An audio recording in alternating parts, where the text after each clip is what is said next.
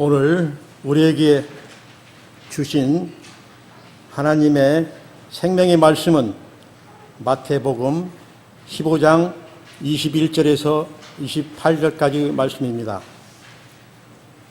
주보를 참조하시고 한 절씩 나누어 교독하겠습니다.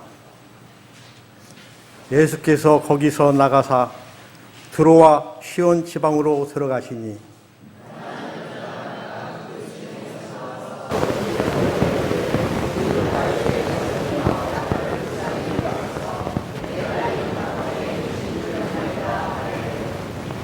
예수는 한 말씀도 대답하지 아니하시니 제자들이 와서 청하여 말하되 그 여자가 우리 주에서 소리를 지르오니 그를 보내소서.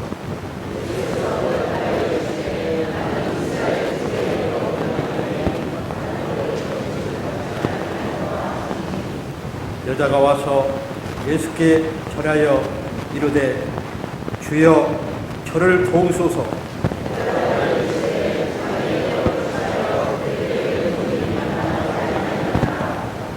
여자가 이르되 주여 올소이다마는 개들도 제 주인의 상에서 떨어지는 부스러기를 먹나이다 하니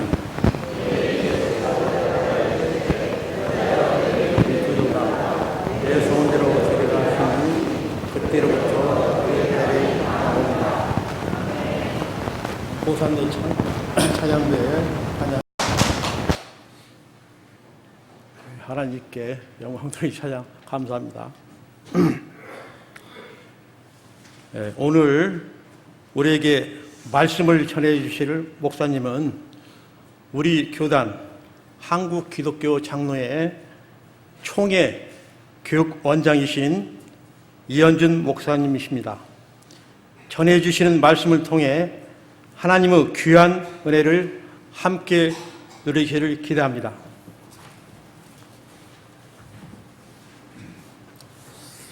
할렐루야. 네.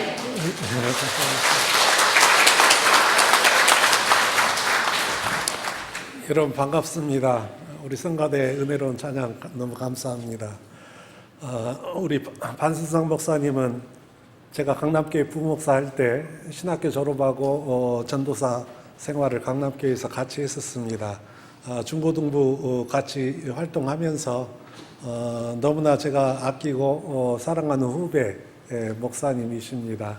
우리 반 목사님도 저를 많이 따라주셔서 너무나 그 이후에 좋은 관계를 맺고 있는데 우리 반 목사님께서 심호하시는 이 교회에 와서 말씀을 전하게 되어서 너무나 기쁘고 하나님께 영광이고 또 초대해 주신 여러분께 감사의 말씀을 드립니다. 우리가 이 세상을 살아가는데 우리 그리스도인들이 참 많은 어려움 속에 살아갑니다. 지금 우리가 살아가는 이 세상은 믿음이라든지 영성이라든지 정신적인 가치라든지 사람이 사람으로서 응당 갖춰야 될 그런 부분들보다도 너무나 돈이 지배하는 세상, 물질이 지배하는 세상, 모든 것이 거기에 취해서 살아가는 이와 같은 세상 속에서 우리가 살아가고 있습니다. 그런데 정말 그럼에도 불구하고 하나님은 살아계시고 하나님은 역사를 주관하시고 우리들의 생사화복을 이끌어 가시는 줄로 믿습니다.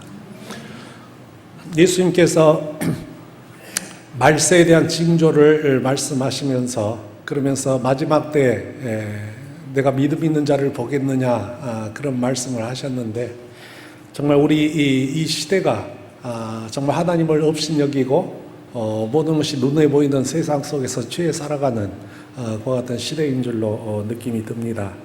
그럼에도 불구하고 역사를 보면 하나님은 정말로 이 역사를 하나님의 뜻대로 이끌어 가시는 것을 저는 믿습니다.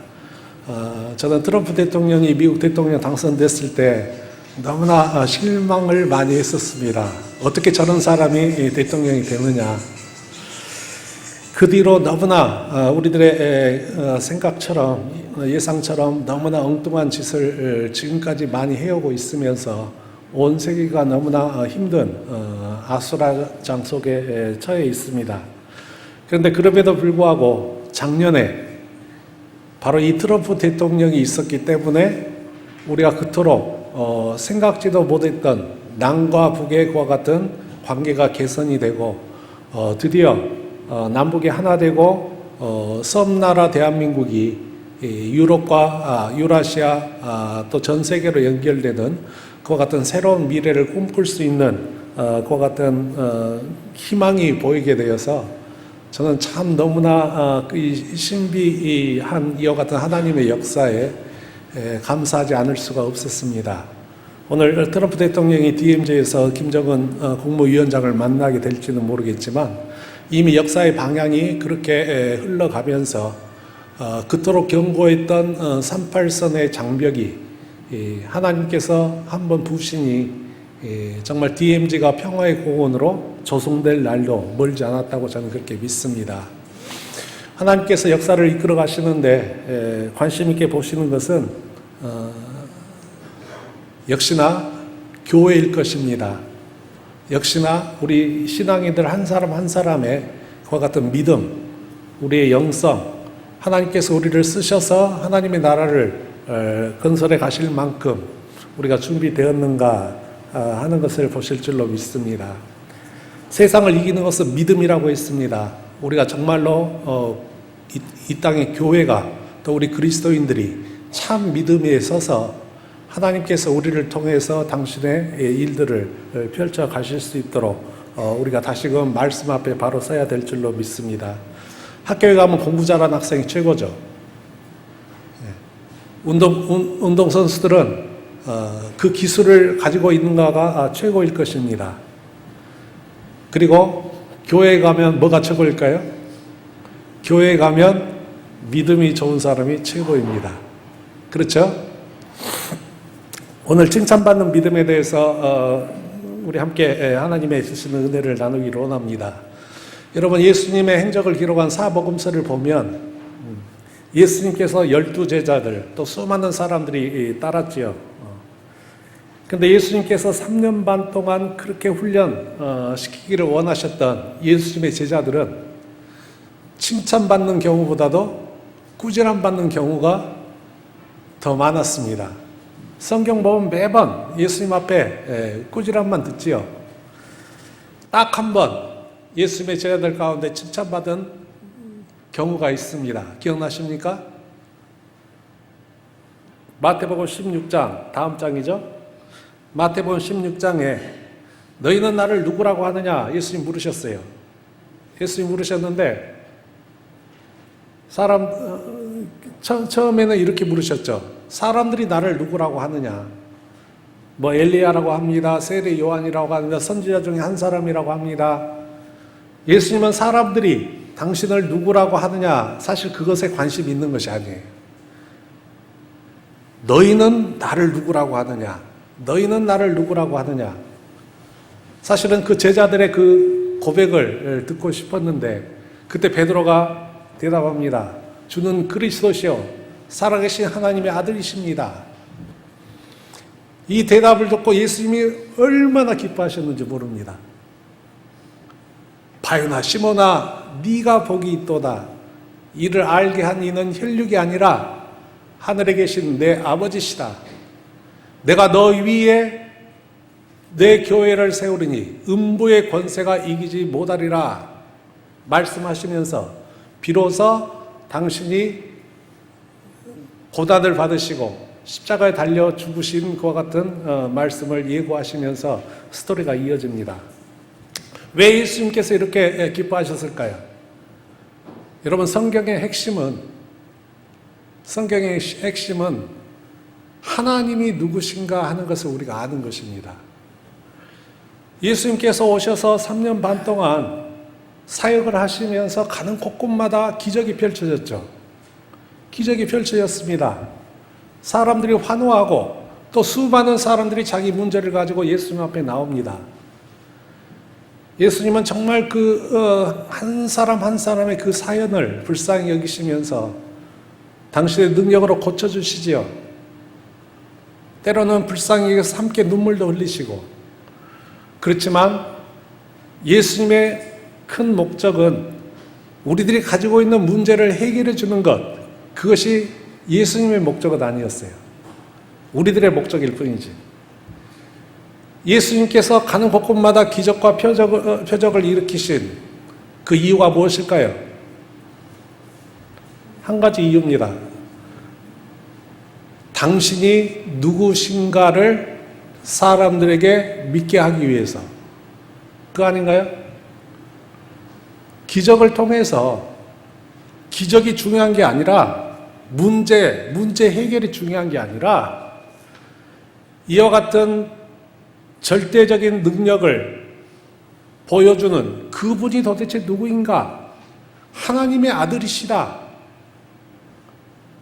그래서 그리스도가 누구신가를 알게 되는 것, 이것이 바로 예수님의 사역의 모든 초점이었고 3년 반을 데리고 다녔던 제자들, 이제 십자가를 지셔야 될 시간은 다가오는데 얘들 이 정도 데리고 다녔으면 됐겠지 하면서 그래도 한번 확인하고 싶으셔서 너희는 나를 누구라고 하느냐 했을 때 베드로가 핵심적인 신앙 고백하지요. 주는 그리스도시요 살아계신 하나님의 아들이십니다. 이 믿음 위에 교회가 세워집니다. 음부의 권세가 이기지 못하겠다고 말씀합니다. 구약도 볼까요?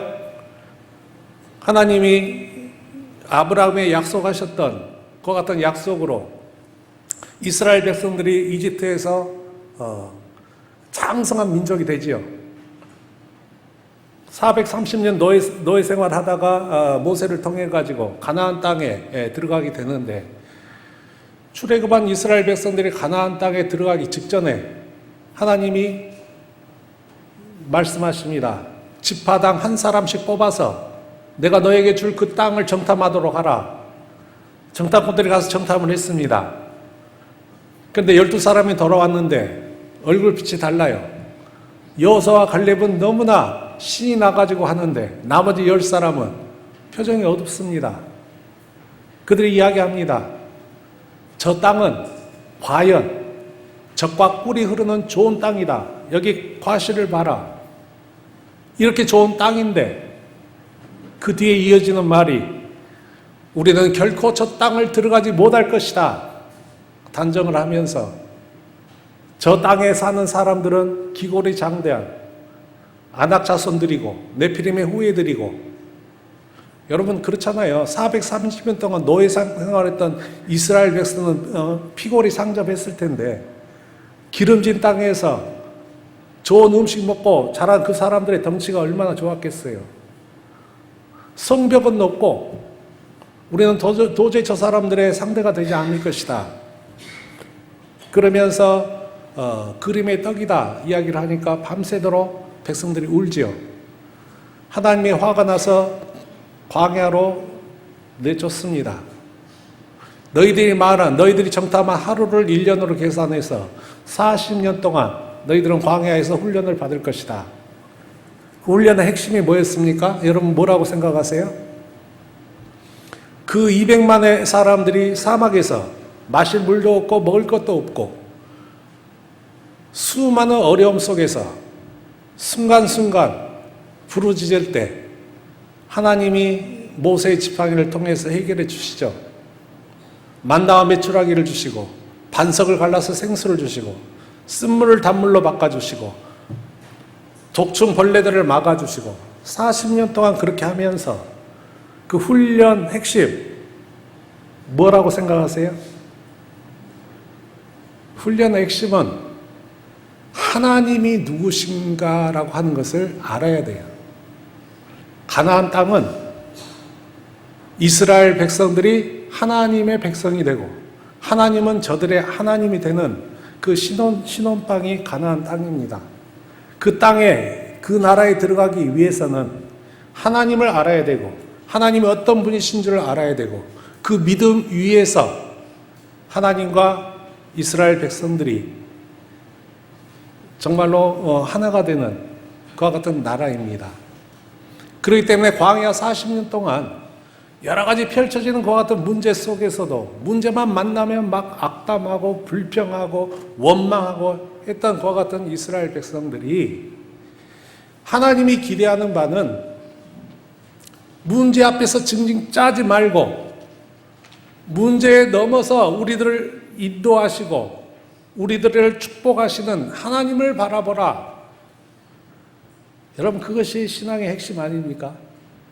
가나안 땅이나 예수님의 사역이나 하나님이 누구신 줄 알고 눈에 보이는 어려운 문제들 이런 것에 죽었다, 이제는 정말 소망이 없다, 그렇게 살지 말고 하나님을 믿으며 하나님을 신뢰하며 세상을 이기며 다윗이 골리앗을 바라볼 때 이렇게 보지 않습니까? 사람들은 등치가 크니까 두려워하는데 다윗은 등치가 크니까 오히려 더 좋다.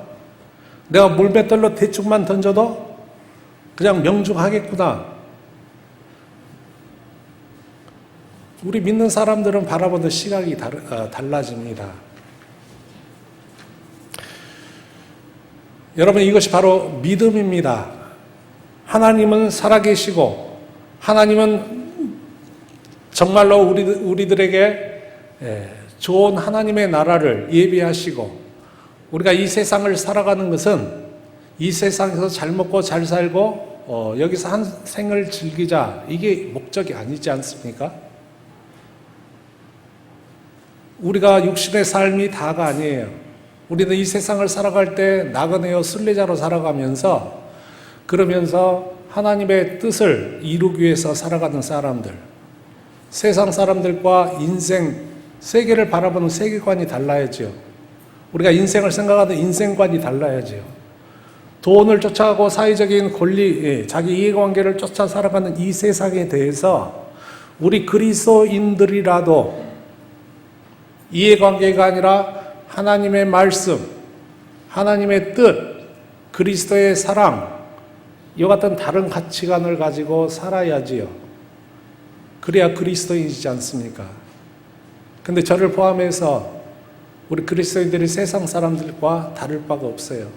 똑같은 가치관, 똑같은 세계관, 똑같은 인생만 가지고 이렇게 살아가니까 우리 교회 안에 하나님의 능력, 성령의 능력이 임하지를 않는 것입니다.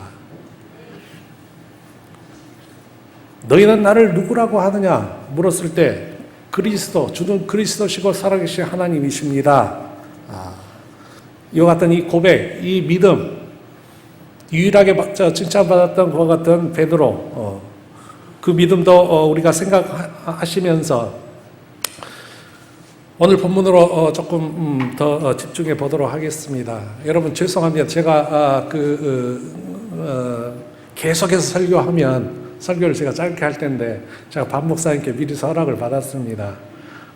제가 설교를 조금 길게 해도 괜찮겠냐, 그렇게 해서 박 목사님이 허락을 해주셨는데요. 가급적 짧게 하겠습니다. 정말 피를 토하면서 전하고 싶은 말씀이에요.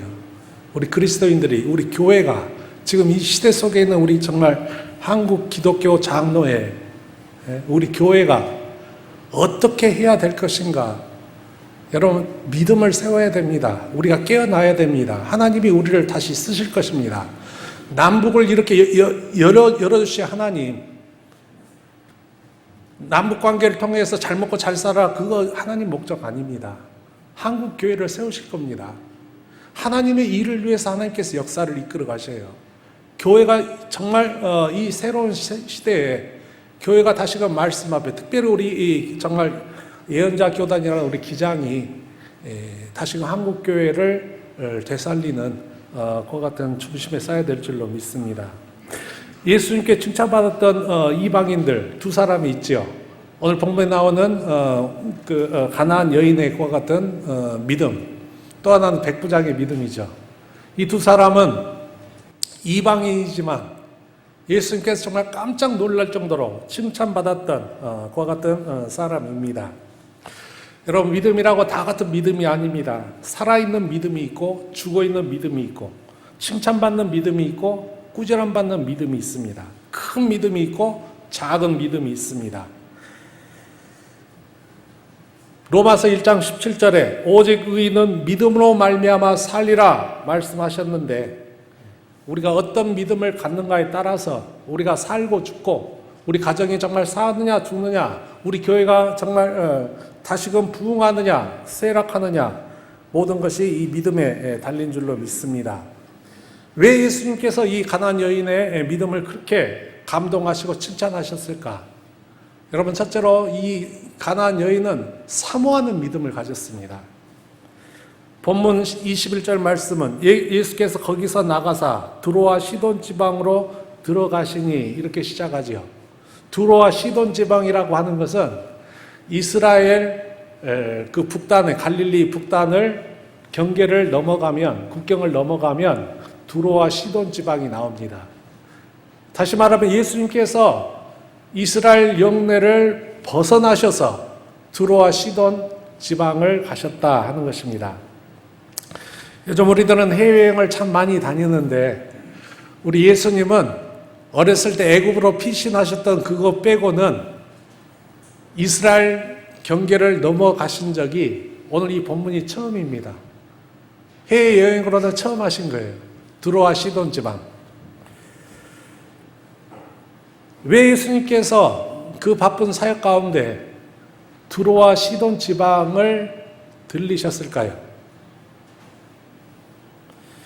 결과적으로 보면 예수님께서 두로와 시돈 지방을 가셔가지고 하신 일은 바로 이 가나안 여인의 귀신 들린 딸을 고치시고 다시금 갈릴리로 돌아오십니다. 가신 목적이 뭐예요? 이 가나안 귀신 들린 딸을 가진 이 여인을 만나기 위해서 예수님이 가셨어요. 놀라운 일 아닙니까? 왜 예수님께서 이 여인을 만나러 가셨을까? 여러분, 우리가 생각해 보면 아마도 이 여인은 예수님에 대한 소문을 듣고서 정말 이 예수님을 얼마나 만나고 싶어 했을지 여러분 상상이 가시죠? 소문은 들려옵니다. 뭐 국경지대니까 갈릴리하고 두로와 시돈 지방은 뭐 멀리 안 떨어져 있으니까 저 갈릴리 지방에 예수라고 하는 사람 선지자가 있는데 뭐 이런 일들 뭐 귀신을 쫓아내고 소문을 들어 알죠. 여러분이 만약 귀신 들린 딸의 부모라고 한다면 그 소문을 들을 때 어떤 마음이 들겠습니까?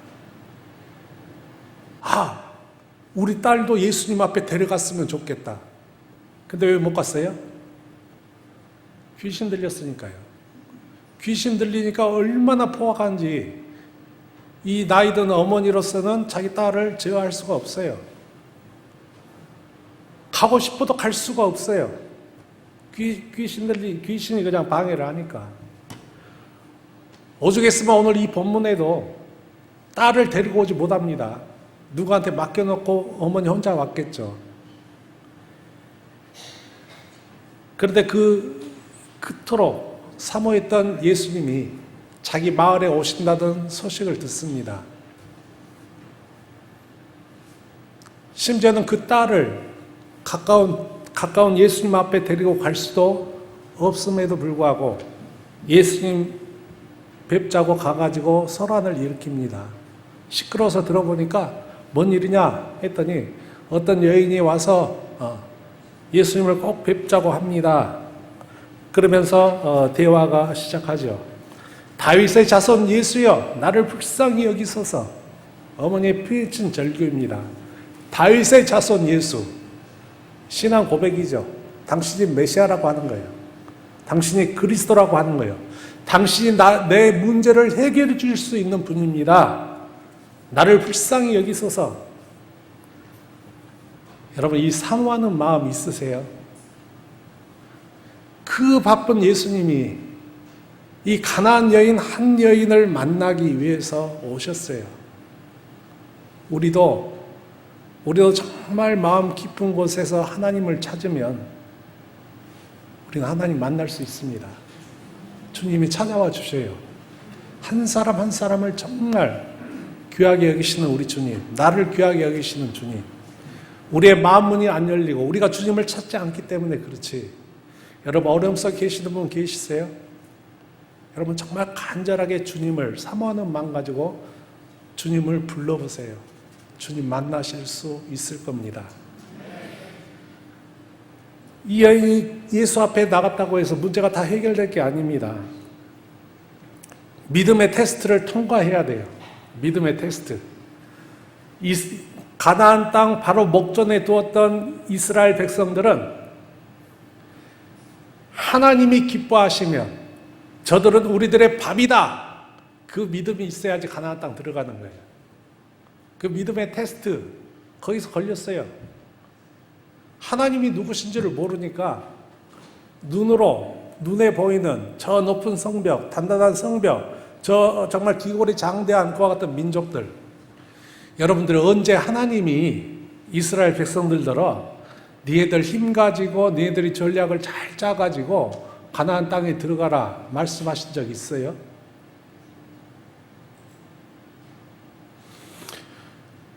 니네들 공부 열심히 해서 니네들 성실하게 살아서 니네들 인생 행복하게 성공적으로 잘 살아봐라. 성경이 그렇게 말씀하시던가요? 물론 우리는 열심히 최선을 다해야 됩니다. 성실하게 살아야 돼요. 정직하게 살아야 됩니다. 그럼에도 불구하고 그것은 우리들의 태도일 뿐이지 정작 성패는 하나님이 쥐고 계셔요. 무엇을 먹을까, 무엇을 마실까, 무엇을 입을까 염려하지 말라. 이런 것들은 다 이방인들이 구하는 것이다. 다시 말해볼까요? 우리가 이 세상에서 복받고 싶은 그와 같은 기복적인 그와 같은 요소들, 그런 것들은 다 이방 종교에서 있는 거예요. 우리 기독교는요, 다른 종교하고 달라요. 다른 종교는 모든 종교가 다 인간을 위해서, 복을 비는 사람을 위해서 종교가 있는 것이지만 우리 기독교는 하나님을 위해서 우리가 존재해요. 그게 기독교의 출발점이에요. 아멘. 우리가 주님의 영광을 위해서 살아가면 주님이 우리를 더 영광스럽게 해주시는 것이 성경적인 원리입니다. 무엇을 먹을까, 무엇을 마실까, 무엇을 입을까 그렇게 살아가지 말고 주의 나라와 주의 의를 먼저 구하라. 그래야만 이 모든 것을 너에게 더하여 주시겠다. 알고는 있지만 믿기가 어렵잖아요. 믿어야 돼요. 그리고 이 믿음대로 앞으로 나아가야 됩니다. 가나안 여인에게 예수님께서 믿음의 테스트를 합니다. 나는 이스라엘 잃어버린 양들을 위해서 왔다. 두 번째 말씀은 더 험난해지죠. 허박해지죠. 자녀에게 줄 떡을 개들에게 주는 것이 마땅치 않다. 얼마나 모욕스러운 것 같은 말씀입니까? 저는 이 장면에서 생각합니다. 나 같았으면 어땠을까? 여러분 같았으면 어땠을까요? 자녀들에게 줄 떡을 취하여서 개들에게 준 것이 마땅치 않다. 너 개라는 거예요. 뭐 이스라엘은 빵이었겠죠. 빵을 주려고 하는데 이 빵을 개한테 주는 것이 합당하냐? 그럴 때 가나안 여인의 대답이 주여 옳습니다마는 개들도 주인의 상에서 떨어지는 부스러기는 먹습니다. 부스러기라도 좀 주십시오. 부스러기라도 좀 주세요. 야, 정말 어떻게 이런 상황에서 예수님 앞에 이렇게 간청을 할 수 있는지. 그 비결은 어머니이기 때문이죠. 어머니이기 때문에. 이 여인이 자신의 문제를 가지고 왔으면 이렇게 대답하는 예수님 앞에서 화를 내고 돌아갔을지도 모릅니다.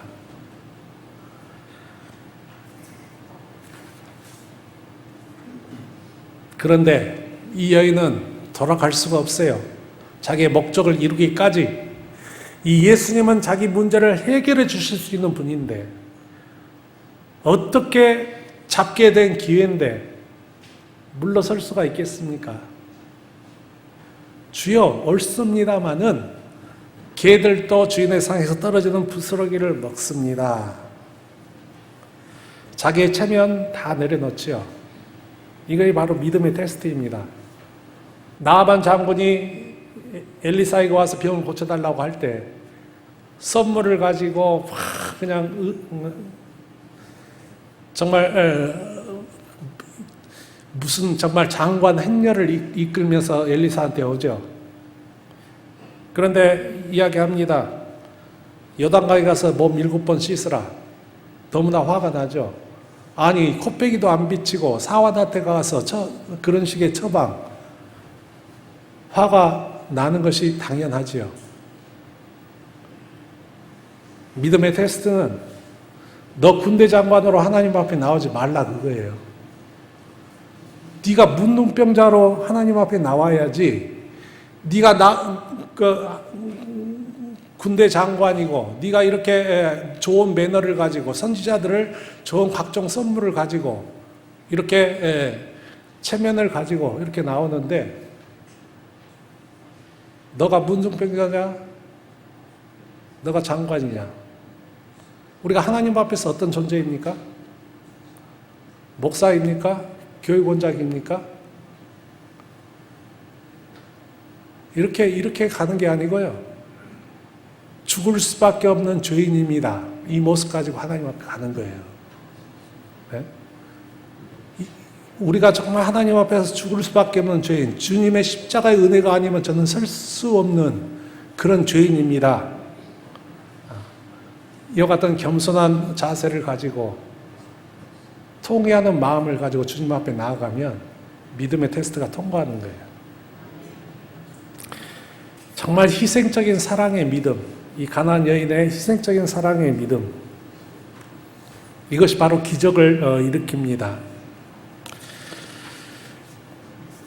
백부장, 예수님께 칭찬을 받았던 백부장, 이 백부장에게는 이와 같은 모욕적인 시험 안 하셨어요. 왜요? 그 백부장은 자기 하인 문제 가지고 나왔거든요. 그러니까 수준 높은 시험 문제 하게 되면 떨어지게 마련이죠. 이 여인은 자기 생명보다도 더 귀한 자기 자녀 문제를 가지고 나왔을 때 예수님께서 정말 그렇게 모욕적인 언사를 했음에도 불구하고 겸손하게 다 내려놓고 오직 주님만이 저의 모든 것입니다. 주님 처분에 맡깁니다. 이럴 때 예수님께서 너무나 감동하시면서 딸아 돌아가라. 네 믿음대로 될 것이다. 그 믿음이 뭐예요? 예수님이 해결해 주실 것이다.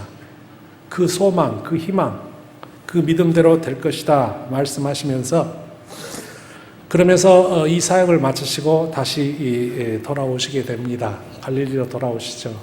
사랑하는 여러분, 저는 오늘 이 말씀에 나오는 이 가나안 여인 또 예수님 이 이야기를 보면서 이 가나안 여인이야말로 바로 예수님이다 그런 생각을 합니다. 여러분 우리들이 정말 다 귀신 들린 자녀들이에요. 귀신 들렸어요. 너무나 이 세상에 취해가지고 돈에 취하고 이 어둠의 권세에 그냥 갇혀가지고 얼마나 우리가 정말 더러운 곳에 우리가 귀신 들려서 우리들의 영혼을 그냥 빼앗기면서 살아가는지 모릅니다. 우리같이 정말 귀신 들린 딸과 같은 이와 같은 존재 위에서 예수님께서 버리지 아니하시고 오셔서 십자가에 달려 죽으시기까지 우리들을 맨정신의 사람으로 만들기 위해서 가진 고난을 다 당하셨잖아요. 예수님께서는 우리들을 살리기 위해서 십자가의 그와 같은 치욕과 매맞음과 모욕과 상처를 마다하지 않으셨습니다. 그리고 우리를 구원해 주셨죠. 엘리 엘리 라마 사박다니 하나님 나를 어찌하여 버리셨나이까 그렇게 절규하시기까지 결국 우리를 위해서 거룩한 희생을 마다하지 않으셨습니다. 어머니의 사랑같이 희생적인 사랑, 예수님의 사랑처럼 절대적인 사랑, 우리도 예수님의 마음을 품고 어머니와 같은 그와 같은 사랑의 마음을 품으면 우리들의 삶 속에서도 구원의 역사가 펼쳐질 줄로 믿습니다. 이 가나안 여인처럼 예수님 앞에 인정받았던 그와 같은 믿음의 사람들처럼 우리들도 정말 하나님을 바라보며 정말 이 세상을 어떻게 우리가 구원하고 섬기고 변화시킬까 하나님의 거룩한 뜻을 생각하면서 우리 사랑하는 썰린교회 모든 성도님들께서 우리 함께 믿음이 이기는 그와 같은 참 용사로 살아갈 수 있기를 주님의 이름으로 간절히 축원합니다. 함께 기도하시겠습니다.